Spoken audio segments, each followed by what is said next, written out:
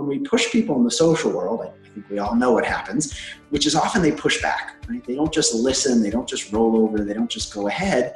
They think about all the reasons why we're wrong, why they shouldn't do what we're suggesting they do, or even, they don't listen in the first place. And so pushing often doesn't work. And so the better way there could be actually came from chemistry. I was talking to some friends of mine who are chemists, and they were talking about this substance in chemistry, this set of substances that basically allow change to happen faster and easier.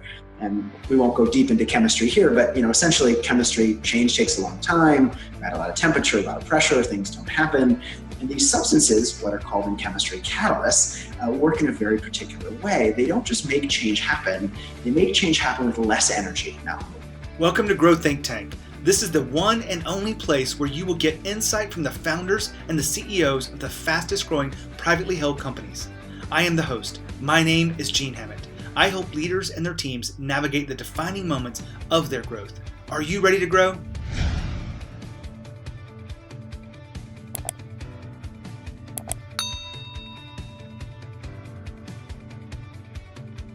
Today we're going to talk about change. Change is hard. Change is something that we all have to deal with. Either we internally have to change the way we see things, the way we're doing things, our behaviors. Maybe it's something personal in your life, or maybe it's in leadership role where you're getting others to talk about change and accept new ways of doing things. Organizations are trying to improve their culture, get people to be more innovative, get them to take ownership. All of this requires a high degree of change. So I went out into my network and I found one of the perfect persons to talk about this, Jonah Berger. Jonah is a professor at the Wharton School. It's the University of Pennsylvania, an amazing researcher, professor, author. He's written 3 books. One of them is Contagious, New York Times bestseller, also Invisible Influence. Today we're going to talk about the catalyst. We're going to talk about what is the real key idea behind getting people to change. And it might surprise you.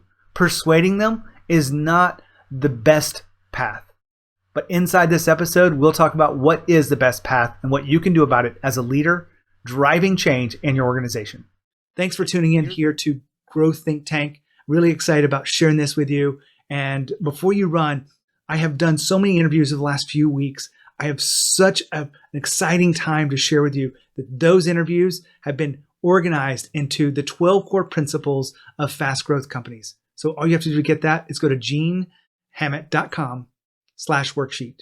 So you can get the 12 principles, and I've been able to go in there and find which episodes will align to each individual episode. When you subscribe to Grow Think Tank, you will find exactly what you need so that you can move forward. And many of them haven't been published yet, depending on when you're hearing this, but you can tune in to the date that means the most to you.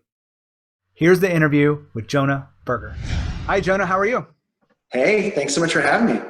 Well, excited to have you back on the show. You were here for Contagious that came out a few years ago. Then you had Invisible Influence, and now you've decided to put your research to work again and write The Catalyst. So I've already introduced the audience a little bit about you and what you stand for, but why did this book have to be written? It's funny. In the years that have followed after Contagious, I've had the opportunity to work with a lot of organizations, big and small, everything from the Googles and the Apples and the Nikes of the world to small startups, fast-growing B2B companies and slow-growing B2C companies and nonprofits, everything in between. And I found something interesting, which is that everyone had something that they wanted to change. For the marketers and the sales folks, it was changing the customer, the client, right? How do we get that customer that may be wedded to a different provider to get them to come around to us? How do we change consumer behavior? For the people within organizations, it was how do I change my boss's mind? How do I get them to come on board? If I'm a leader, how do I change organizational culture? I can't tell you how many meetings I've been to where, the speaker before me talks about how we as a company need to be more risky and more innovative and embrace change. So everyone agrees that they want to change things, but when you look, the change often doesn't happen. We push and we prod, we make presentation, we send email, we make phone call, and it often doesn't work. And so the simple idea behind the research of this book was, could there be a better way? Might we be doing it wrong? Might be there a simpler, easier, more effective way to change minds, actions, organizations, and even the world? Well, when I was looking through this, I didn't get a chance to read all of it, but a few things jumped out at me, and I love the simple idea of where you talked about, sometimes we just have to reduce the barriers to change. Um, where did that come to you? It's funny. I was thinking about an analogy of inertia. We talk a lot about inertia when we talk about change, status quo bias. Things don't change, don't move. And I was thinking about, well, we always take a certain approach, right? We always sort of push in some way, shape, or form. We push people a little bit more. We prod them. We poke them. We think if we give them more information, more reasons, they'll come around. And that approach works pretty well in the physical world, right? If I'm in my house and, I needed to move a chair and I push the chair in the direction I want it to go, it goes, right? In physics, you add a force in a direction, and unless there's too much, friction, the thing eventually moves. But the social world's a little different, right? When we push people in the social world, I think we all know what happens, which is often they push back, right? They don't just listen, they don't just roll over, they don't just go ahead. They think about all the reasons why we're wrong, why they shouldn't do what we're suggesting they do, or even, they don't listen in the first place. And so pushing often doesn't work. And so the better way there could be actually came from chemistry. I was talking to some friends of mine who are chemists, and they were talking about this substance in chemistry, this set of substances that basically allow change to happen faster and easier. And we won't go deep into chemistry here, but essentially chemistry, change takes a long time. We're at a lot of temperature, a lot of pressure, things don't happen. And these substances, what are called in chemistry catalysts, work in a very particular way. They don't just make change happen, they make change happen with less energy, not more. Not by increasing the temperature or the pressure, but by making it easier for change to happen. What they basically do is they get rid of the barriers, right? They figure out what are those things preventing change. And so I thought it was a really nice analogy to the social world, not, well, what could I do to get someone to change, but kind of why haven't they changed already? What's preventing them, and how by mitigating those factors that are preventing them, can we make change easier and more likely? Hold on. Jonah just talked about inertia. Another way to look at that is the status quo. I wrote about this in my book, The Trap of Success, but I want to share this with you today. It's not to sell new books, but I wanted to share with you that inertia is the strongest force that you have in your business. Doing nothing else different from today is what is the norm, because that level of change, actually doing something new, having new ideas, new behaviors, is very hard. And that's one reason why this is a very important book and we're having this interview today. But I'm just recognizing for a second that change is hard. And that inertia is a force that you have to reckon with. Now back to Jonah. So most of the people listening in here today, Jonah, are leaders of companies. They may be the founders, they may be CEOs, may have some executive team members, but they're emerging leaders, and we are all trying to get new ideas in the company. Maybe we're trying to change culture. So I want to ask you, I know you've got the 5 keys to being a catalyst and to getting people to change their minds and directions. Let's talk about what those 5 keys are in the perspective of the leader. Sure. Yeah. And so I think the first thing I would say is, as a leader of an organization, you have lots of things to do and not enough time to do them, obviously. And one place I would suggest, even before jumping into the main ideas of the book, is really figuring out what those barriers are. Right? I like to use an analogy of, you're getting into a car and you want the car to go, right? So you stick your key in the ignition, you put your foot on the gas, of course, buckle your safety belt. If the car doesn't go, we often think it needs more gas, right? Just press more on the gas, it'll go. Very rarely do we say, well, hold on, maybe the parking brake is depressed. Let me depress that parking brake. And so the first step really is to find those parking brakes. What are those things or thing that is preventing change from happening? Why aren't people changing? And how can you mitigate that or get rid of those barriers? And so in the book, as you mentioned, I talk about a few barriers. I put them in a framework to make them easier to remember. The first one is reactance, and that's the idea when we push people, they push back. The second one is endowment. Often we think change is costless. It's not as costless as it seems. The third is distance. Basically, if we ask for too much, people often say no. The fourth is uncertainty. When we're uncertain about what to do, we hit the pause button. And last but not least is corroborating evidence. Basically, sometimes we need more than just us, more proof to drive action. Put those 5 things together, they spell the word reduce, and that's exactly what catalysts do. That's exactly what good change agents do. They don't push harder, they figure out what those parking brakes are, those barriers are, and they mitigate them. And so that's when I work with leaders or work with managers and organizations. What I really start with is saying, well, why hasn't someone changed already? Where I'm trying to change organizational culture, okay, well, why haven't they changed? I'm trying to change a client's mind, what's preventing them? Really understanding marketing, we often talk about the customer journey. What stage of that journey they're stuck at? Why haven't they changed already? And how by understanding those barriers can we get rid of some of them? So when you're a leader and trying to coach someone or a team into making some changes, you start with really understanding what those breaks are, right? What are those barriers? What do you do after that? Yeah, so I find we can talk about a couple of them here. I find that one of the big challenges is uncertainty, particularly in like say a sales context or even an organizational context. A leader may say, "Hey, we need to be more innovative," but a frontline manager says, "Okay, but how's that going to affect my bottom line?" I was recently working with a B2B real estate company who was thinking about changing their compensation structure. They want people to not only blend the traditional method of sales, but also bring in some new digital tools they've created. But the problem is the incentive structure isn't set up the right way. And so the company's saying, "Hey, be more innovative, bring this into the process." And they're saying, "Well, how will that affect my take-home pay?" And so the organization says, "Oh yeah, it's going to be fine," but they don't necessarily know. And anytime there's change, there's what's called switching costs. I think we're very familiar with them, but they can be money. I buy a new phone, it costs something. It can be time. I get new software, it takes a while to install. It can even be effort. The leader's telling me, "Hey, we need to be more innovative. We need to change our sales process." I'm sitting there going, well, that's going to take a lot of effort to do. All of those costs make change less likely.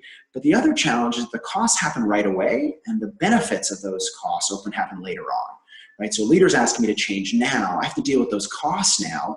I have to change the structure. I have to take some time. I have to do something differently. Maybe there'll be a benefit later on. Maybe I'll get promoted. Maybe I'll do better than I would have previously. But 1, it's not going to happen until later. And 2, there's some uncertainty associated with it. And people really don't like uncertainty, right? If I ask you to make a change, if I say, "Hey, take a hit now for a benefit later," maybe if that benefit's certain, you'll do it. But particularly if that benefit's uncertain, well, why is it worth doing some hard thing now for some uncertain benefit later? And so one big thing I often talk about is, well, how can we lower the barrier to trial? How can we kind of reduce that upfront cost, whether that's time, money, effort, or energy, to get people to do something so it's easier for them to check out what we're offering? We can think about a lot about this in sort of a traditional kind of software as a service model from a product standpoint. Think about what many companies do with freemium.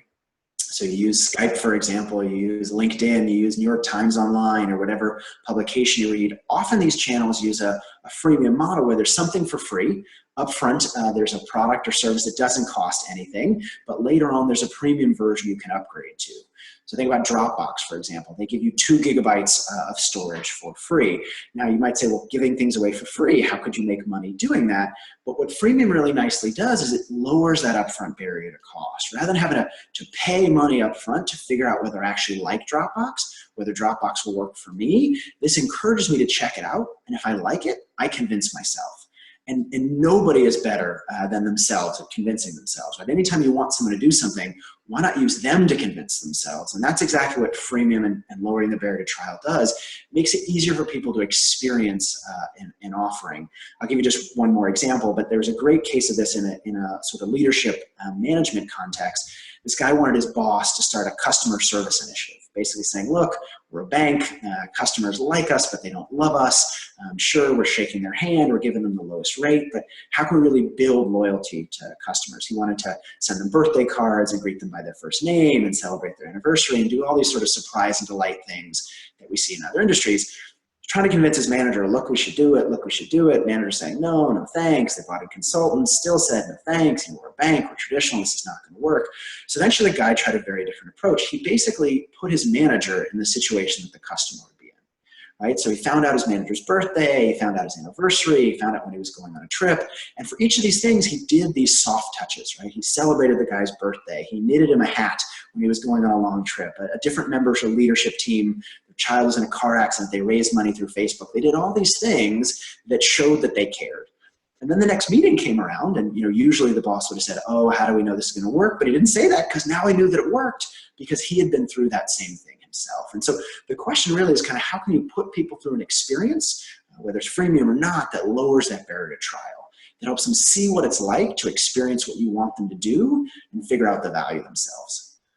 I find another thing that comes up around uncertainty is just that fear. Oh, yeah. This is one way to reduce that fear, but what do you do with the fear? I know what I do with my clients. We have a real conversation about the fear. We acknowledge, where is it coming from and whatnot. But what do you do when you are wanting to be the catalyst to this new change, but people keep being locked and stopped in their fear? Yeah, I mean, I think trial does a really good job of lowering the amount of fear. Think about online buying, online shopping when it came out initially. People liked the selections available online, but they didn't want to have to pay money to get it to their house to figure out if they were like it. They were scared that, hey, this is not going to work. It's not going to be good. It's not going to fit. So what did companies do? They started free shipping. Free shipping didn't make the product itself any cheaper, but it just made it easier for people to experience that thing without having to spend a lot of money up front. And so I would say the same thing. If people are scared of a change, yes, I love the idea of asking them, why are you scared, and walking through that emotion, but also really trying to get them to experience it so they're not as scared. Part of what fear is the unknown. Right? Fear has uncertainty in it. That's one of the dimensions that makes it fearful. Anger, we're often very certain. We know why we're angry. If we're anxious, if we're scared, we don't always know why. There's something we haven't figured out yet. And so what I think lowering that barrier to trial does is it really gets people to see, look, this is what it's like. By the way, that doesn't work if what it's like isn't good. It doesn't work if what it's like isn't something they could enjoy and benefit from. But as long as it is, it helps them see it. Right? I might be scared that a certain type of car, I'm not going to like it. If I take a test drive, it helps me figure out whether I like it or not. It really lowers that anxiety. Jonah, one of the things you mentioned in the earlier piece to this was, a lot of speakers that may come on before you when you're at corporate events talk about organizational change. Yeah. And one of the big topics that I talk about a lot, because it comes from my research with fast growth companies, is getting people to be more transparent. Transparency is a very big idea. It scares the crap out of a lot of leaders because they're, and I'm not talking about just financial, numbers and whatnot, a lot of aspects of transparency. How does that relate to what you're working with and the research you have? Yeah, I see this a lot in organizations I work with as well. And one thing I talk a lot about is celebrating failure.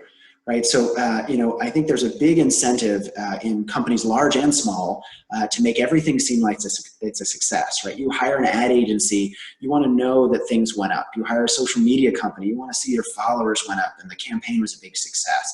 I've worked on lots of projects with other consulting firms where, they present numbers and everything is a success. The problem is if everything is a success all the time, nothing is a success because we're not really being honest about when we succeeded and when we failed. If we just shuffle the failures under the carpet, we never talk about when we fail, then the successes aren't real because they're not different from anything else. If we celebrate failure, if we're willing to be transparent, and I love that word, say, look, this is a time where we weren't so successful. Let's learn from it and let's not punish the people that are transparent, because the problem as a leader, if I say I care about transparency, but then that person whose project fails gets fired, the next person's not going to be willing to be transparent. So I really have to live. I have to live that culture that I want to instill as a leader. But I think celebrating failure, making it more willing people to, hey, look, we screwed up, this didn't work, or here's why it didn't work. Not just, hey, we failed, but here's what we learned from it.